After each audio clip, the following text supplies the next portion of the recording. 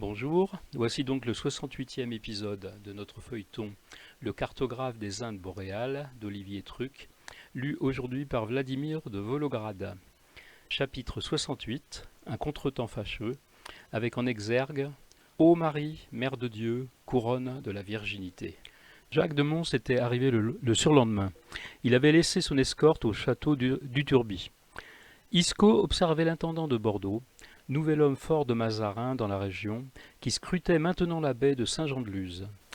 Pasquale avait tenu, en construisant sa nouvelle demeure, à ce que la tour de guet qui dominait la maison d'Etcheverry embrasse toute la baie. Jacques de Mons semblait compter les navires qui mouillaient l'ancre et enregistrer leurs drapeaux, le nombre des matelots.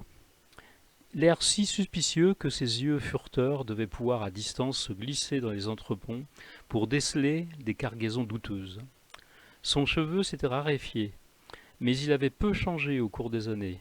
Son visage long en os et en arête lui donnait toujours cet air implacable. La tristesse de son sourire s'était en revanche accentuée. De Mons avait d'abord voulu un compte-rendu précis de la situation. Il détailla les cartes qu'Isco lui avait amenées. Il apprécia en connaisseur. « Et maintenant, dites-moi ce que vos cartes ne disent pas. Vers où va la Suède ? La Suède est au fait de la puissance depuis le traité de paix. Son drapeau flotte sur... Non, apprenez-moi des choses que j'ignore. Les Suédois rencontrent plus de difficultés que prévu en Laponie. Ils espéraient remplir rapidement leurs caisses avec les ressources en minerais riches, comme l'argent de Nasafel. Mais la nature et les hommes leur jouent des tours. Est-ce bien pour nous ? Cela les maintient sous la dépendance des emprunts étrangers. Et pour aggraver leur situation, maintenant que la paix est revenue, ils ne savent plus comment payer leurs armées et craignent les pillages. De Mons balaya le problème d'un revers de main. Leur soldatesque fera comme n'importe quelle armée privée de guerre. Elle se paiera sur les paysans qu'elle trouvera sur sa route. Mais revenons plutôt à cette Laponie. Sera-t-elle ou non les nouvelles Indes septentrionales dont ils se gargarisent ? Doit-on y investir ? Mazarin pose la question. Tous nos efforts pour monter une flotte commerciale vers les Indes orientales se sont soldés par des échecs jusqu'à présent. Les Hollandais font barrage, saisissent ou coulent de nos bateaux. Nous naviguons à l'aveugle, sans bonne carte. Ces maudits Hollandais ont assez de culot pour venir mouiller ici même dans la baie, à nous narguer avec les produits qu'ils ramènent de là-bas. Il nous faut d'autres débouchés. Alors, la Laponie, vous êtes le seul à pouvoir nous dire. Que trouve-t-on là-haut ?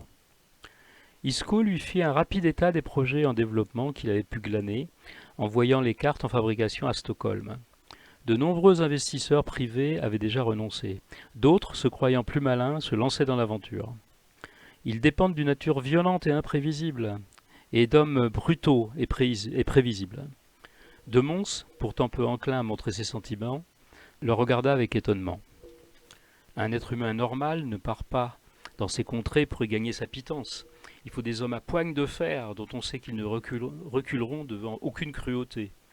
L'intendant passa les cartes en revue. Son doigt remontait le cours des fleuves, butait sur les montagnes, se perdait dans les forêts. Beaucoup de zones restent encore blanches, mais le pays est immense et inhospitalier. Et c'est Lapon que vous semblez connaître. Les luthériens sont obsédés par leurs rites qu'ils comparent à ceux de nos saints. Ils assimilent leur culte pour leurs déesses à notre vénération pour la Sainte Vierge Marie. Pour eux, nous ne valons pas mieux. Ils craignent que les Lapons sapent la mission luthérienne en Laponie, à se demander s'ils ne voient pas en eux des catholiques cachés. Ce qui serait bien pire pour ces Lapons. Ce fut à Isco de ne pas comprendre. Croyez-moi, les inquisiteurs ont la main bien plus lourde avec les traîtres à la foi que pour les étrangers à la foi. Jacques de Mons réfléchissait. Il devait assez peu se soucier de l'avenir des Lapons. Des catholiques cachés, dites-vous, peut-être des alliés potentiels pour notre royaume, si un jour le vent tournait. Un foyer proche de nos idées à l'arrière du camp luthérien, ma foi. Le ton de la conversation changea quand Isco aborda son installation prochaine à Amsterdam. De Mons tourna son visage anguleux vers Isco. C'est très embêtant. Il offrit de nouveau sa face au vent, fixa le fort de Sokoa. Le souffle n'avait pas de prise sur lui. Un contretemps fâcheux. À quoi bon continuer à miser sur vous ? Je n'ai pas le choix, plaida Isco. Je suis en disgrâce chez les Suédois à cause de cette lettre du moine Albéric que j'ai voulu ramener. Mais je conserve un lien fort avec Ambrosius Burman. Il compte sur mon aide depuis Amsterdam. Mais votre place est à Stockholm, pas à Amsterdam. Je sais, mais... Mais quoi? Isco hésitait, donnait l'impression d'hésiter. Les troubles qui menaçaient la Suède, si Christina allait au bout de ses idées, bouleverseraient le royaume nordique dans les années à venir.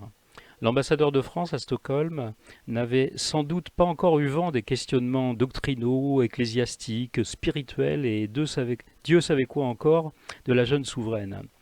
Pas de leur ampleur en tout cas. Ce pasteur, Karl Pontanus, me harcèle et ne me laisse aucun répit. Et qu'est-ce qui vous fait croire que je serais enclin à vous laisser plus de répit? Le regard de Jacques de Mons se planta dans celui d'Isco. Pontanus et Mons. Ces deux-là appartenaient à la même espèce, si semblables. Ce n'est pas eux qui payaient le prix. Jamais. Ne vous méprenez pas, monsieur l'intendant. Je ne suis plus le jeune homme que vous avez rencontré au retour de Lisbonne. Jacques de Mons leva les sourcils, jouant la surprise. Voilà donc monsieur d'Etcheverry qui menacerait un intendant, le plus haut représentant du monarque dans la province. De fait, ce n'est plus le jeune homme emprunté et naïf que j'ai connu, mais que vous n'avez jamais connu. C'est ce que vous deviendriez intéressant si j'avais du temps à perdre. Mais je n'en ai pas, et je crains que vos petits désagréments suédois ne m'en fassent perdre. Je vous ai dit que les atermoiements de Christina ne faisaient pas nos affaires. Qu'elle pense catholique, fort bien. Qu'elle se voit un destin de Jeanne d'Arc au pays des luthériens, j'en suis fort aise. Mais nous avons besoin d'une souveraine amie et capable de régner à la tête de la Suède. Et capable de régner, fût-elle protestante. Isco secoua la tête. Vous ne m'avez pas écouté. Je vous ai parfaitement écouté, et ce que j'entends, c'est ce que je vais devoir rapporter à Mazarin. L'échec de votre mission à Stockholm, votre exil à Amsterdam, et le fait que nous allons être aveugles pour de nombreuses années sur cette région. Aveugles? Tout au contraire. Je serai aux premières loges pour suivre le développement des plans suédois et hollandais en Asie. Bien mieux à Amsterdam qu'à Stockholm. La belle affaire. Qu'est-ce que vous voulez que ça me fasse? Je vous parle de Laponie, moi, de minerais et de fourrures. L'Asie, monsieur de Mons, notre pays s'y intéressera comme tous les autres, comme l'Espagne, qui rêve d'y prendre pied, comme les Anglais, comme les Hollandais, qui sont en train d'en déloger les Portugais. La route des épices, que les Turcs nous ont fermée à terre, passe par les compagnies maritimes, et donc par les ateliers de cartographie d'Amsterdam. Cette fois-ci, Jacques de Mons garda le silence. Il regardait Isco comme il avait détaillé auparavant les galions de la baie de Saint-Jean. Pour vous prouver ma bonne foi, je vous ai apporté une carte que j'ai réussi à me procurer à Amsterdam. De mémoire de cartographe, jamais je n'en ai lu une aussi complète sur ces territoires tant disputés. Isco voyait à l'attitude de l'intendant que ce dernier brûlait soudain d'impatience, mais se retenait de le montrer, fierté oblige. Et je vous promets bien qu'à Amsterdam, je continuerai à travailler avec les Suédois, et donc avec la Laponie. En surveillant l'Asie, je prépare la Laponie. Mais si Christina décidait, contre notre avis, de devenir catholique, je ne pourrais en être jugé complice étant loin d'elle. En m'éloignant de Stockholm, c'est mon retour que j'y prépare. Jacques de Mons réfléchissait. Soit, amenez-moi votre carte, fit-il avec une moue. Isco descendit à l'étage inférieur. Il prit les feuillets sous l'œil inquiet de Marcus. Tu es vraiment sûr, chuchota le jeune Suédois. Cela peut nous envoyer aux galères, ou pire. Isco ne prit pas la peine de répondre et remonta. Le vent était retombé. Isco présenta les feuilles les unes après les autres. Une merveille qui partait de la pointe extrême de l'Afrique, remontait sur la côte des esclaves, butait sur les territoires sacrés des Mahométans, plongeait dans l'océan où les Hollandais avaient bâti leur seconde capitale, Batavia. Tout cela pour la connaissance de Mazarin et la gloire de notre bon loi Louis XIV. Car c'est à cela que nous, modestes cartographes et cosmographes, destinons notre art, déposer l'univers aux pieds du souverain. Jacques de Mons jeta un regard peu amène à Isco. Son horizon, Isco le sentait, était plus terre à terre. Cette carte est unique, précisa Isco. Il m'en a coûté une petite fortune. L'homme à qui je l'ai achetée a navigué des années sur ces côtes, et il m'a fait promettre l'anonymat car il joue sa tête. Comment en garantir l'exactitude?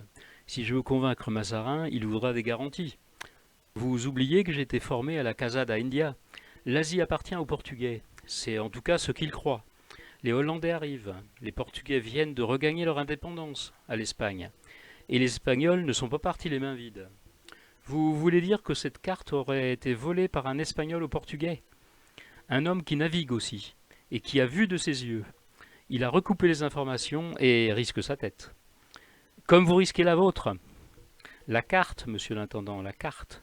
Proposez la clé de l'Asie à Mazarin, et vous verrez sa réaction. Jacques de Mons prit la peine de s'y attarder vraiment. Les feuillets dévoilaient les îles aux épices, les mollusques, Surate, la portugaise, les trésors et les pièges, les forteresses et les paradis. Jacques de Mons parut s'épanouir à mesure que la carte prenait chair. Il devait s'imaginer raconter son exploit à Mazarin, au roi lui-même, qui sait. Isco restait de marbre.